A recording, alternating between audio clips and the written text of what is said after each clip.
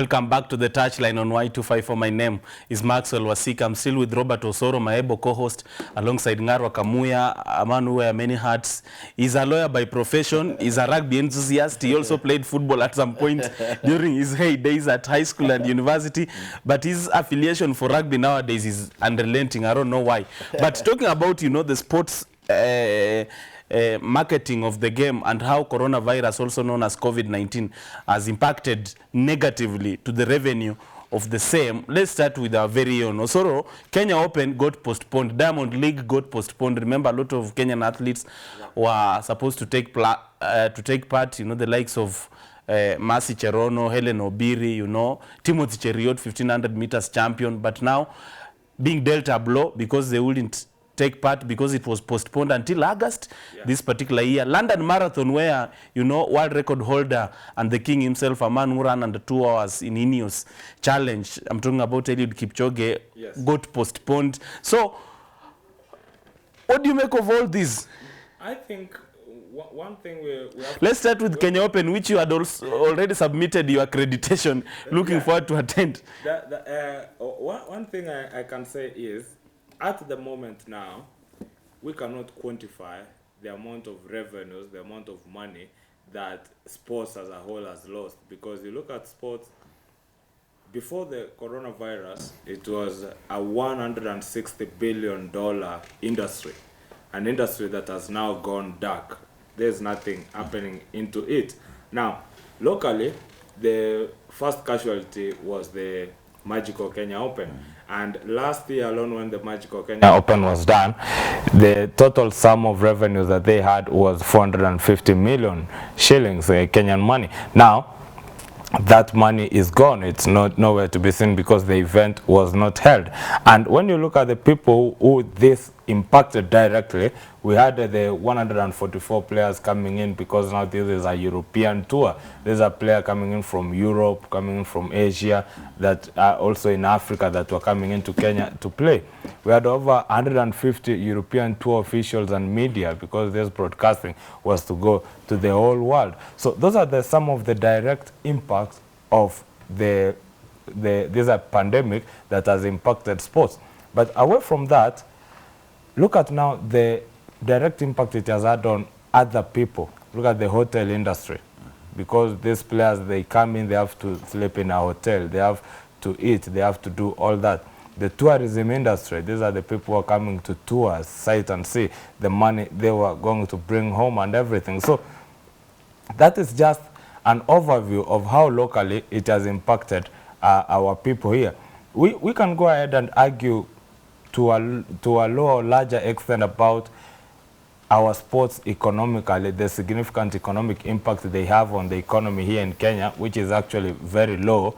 But at the end of the day, the indirect impact is something that you can consider. The players, the athletes who have said about they are not going to compete in the Diamond League, they are not competing in the Boston Marathon, the London Marathon. Their training regimen has to change now because they don't know how they are going to train. Remember, we are Class A doping country. And this out of competition and in competition that is not going to happen, how are we going to be classified? How are our players and our athletes going to be tested? We are heading on to the Olympics. Will they have enough tests for them to head on to the Olympics? So those are some of the changes that have happened. Shinzo Abe, Japanese Prime Minister, has remained positive that Olympics will go. And I've spoken to Secretary General of National Olympic Committee of Kenya, Francis Mutuku.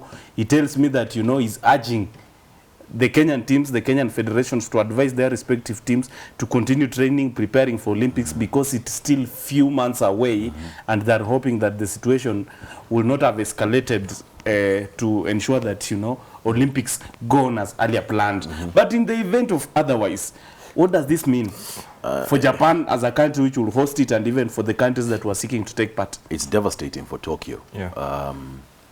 I remember in 2012, and this is, I guess, what got me going for the 2015 Rugby World Cup. Yeah.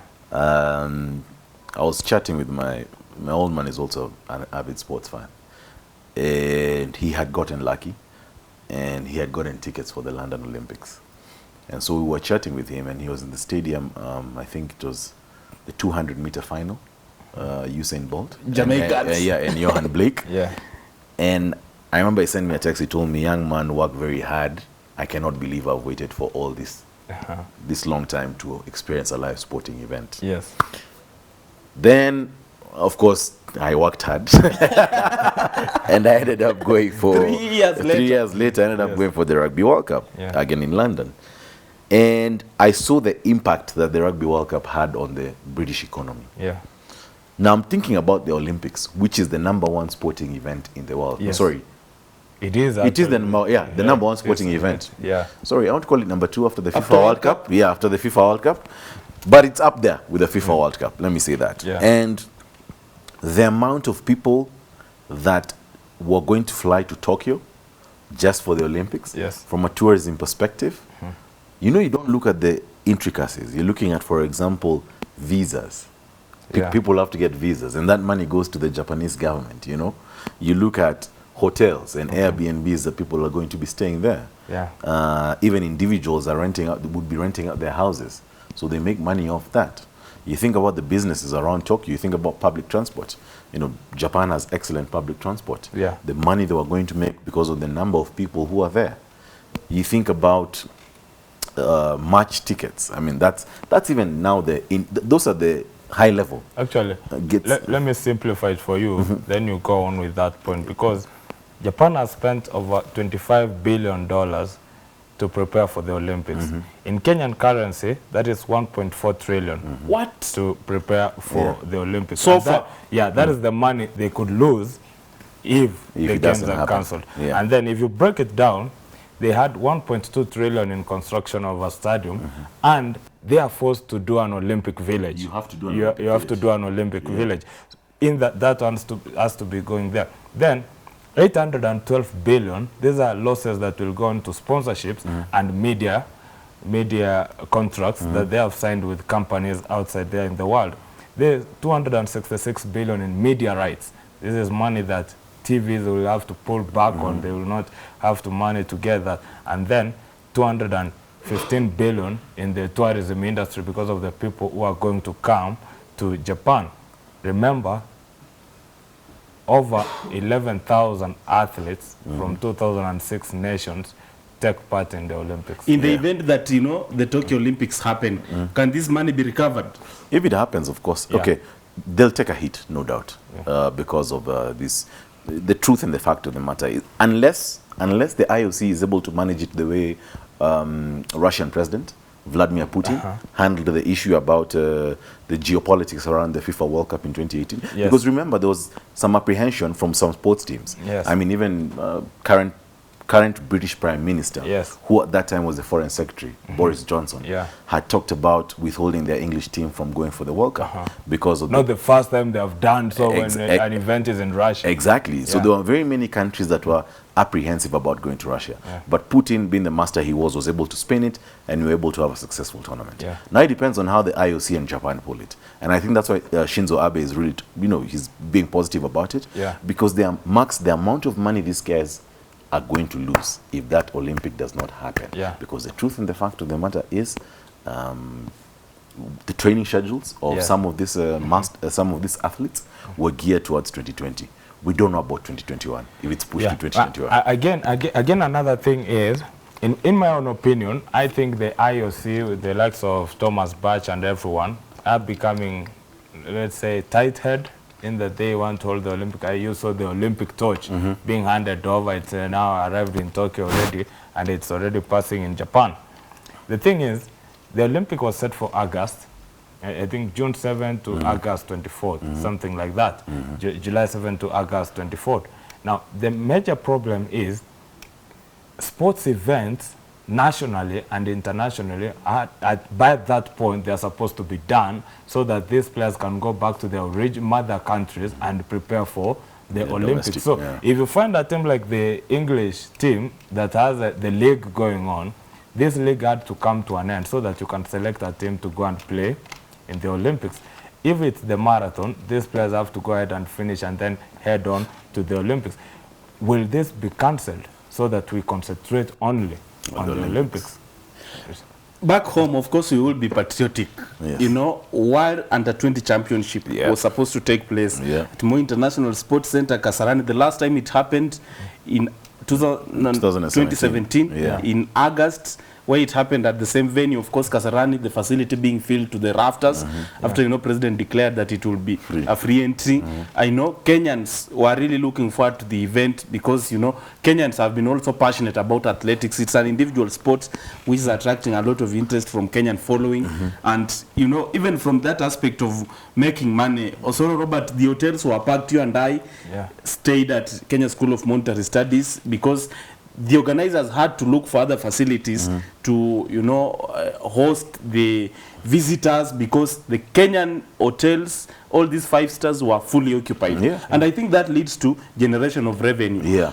What does this mean for the organizers of World Under 18, World Under 20? It's devastating. 2 ways to look at it. First, I asked myself whether the LOC was really ready to host the World Under 20s. Because at a time like this in 2017, 2016, there were a lot of preparations. There was a lot of preparation. There was a lot of buzz. Yes. From the Mwangi Muthe-led team. I'm not feeling the same buzz from the Microbar team. Yeah. But anyway, in the event that it was to happen, or rather, in the event that they were ready for it to happen, you think about the amount of money that the hotels are going to lose. Yeah. You think about the amount of money that Kenya is going to lose from the things that we've talked about in terms of the Olympics. I don't think our broadcasting rights for the last time were on SuperSport.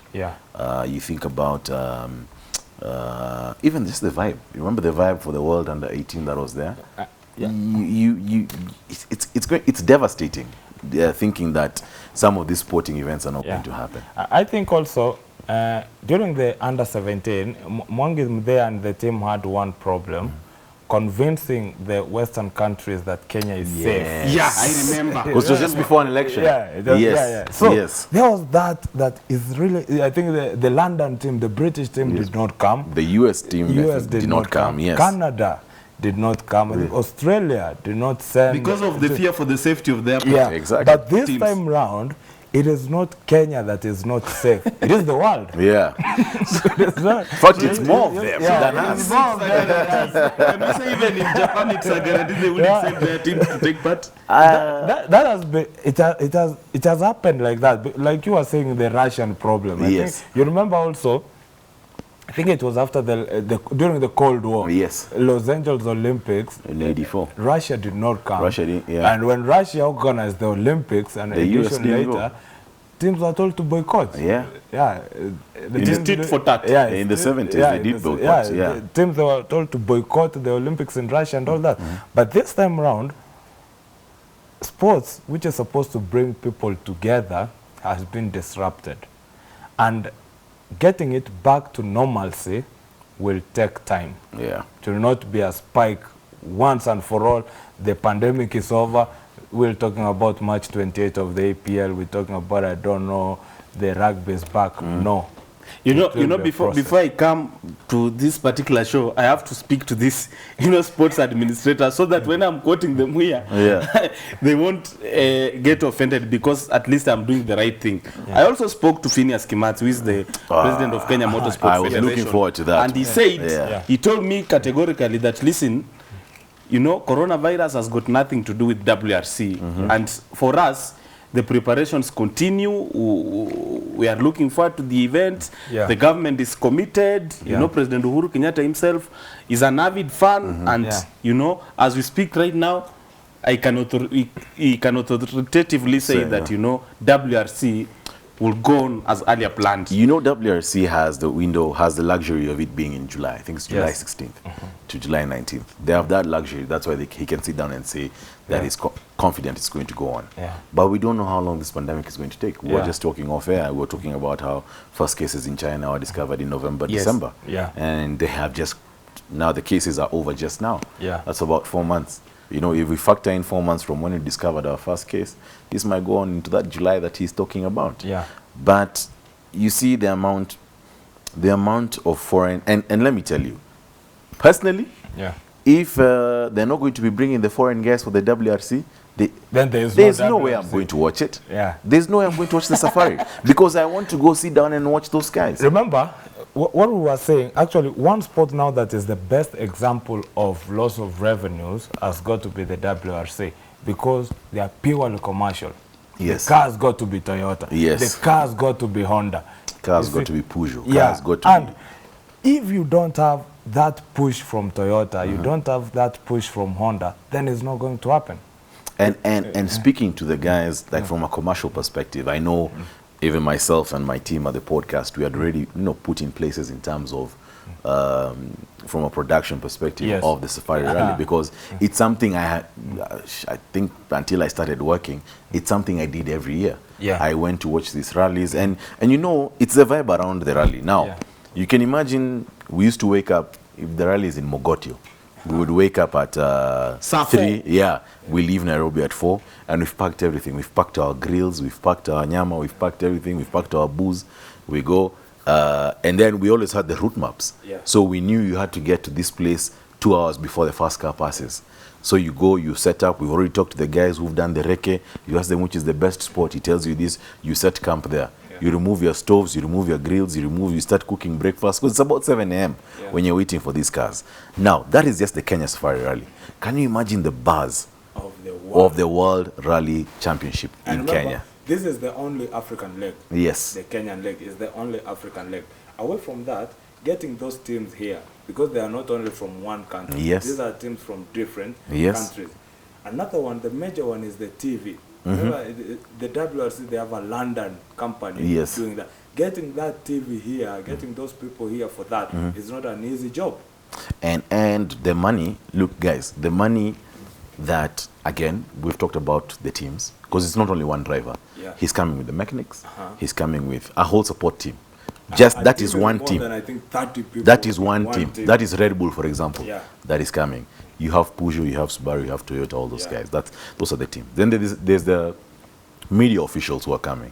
There's the FIA officials who are coming. yes. Yes. There's I'm thinking of even, I don't know what negotiations they have, but I'm sure there's some form of duty that's being paid, because they have to bring in their cars, remember? They're flying in their cars. They have to fly them or ship them in. Or ship them in. They have no Are you choice. seeing the amount of the buzz that would be around the WRC? And remember, in the WRC, all these people international, I think number 1 to 18, all those cars and all those drivers are people who have been racing the WRC. They are just bringing the leg to Kenya.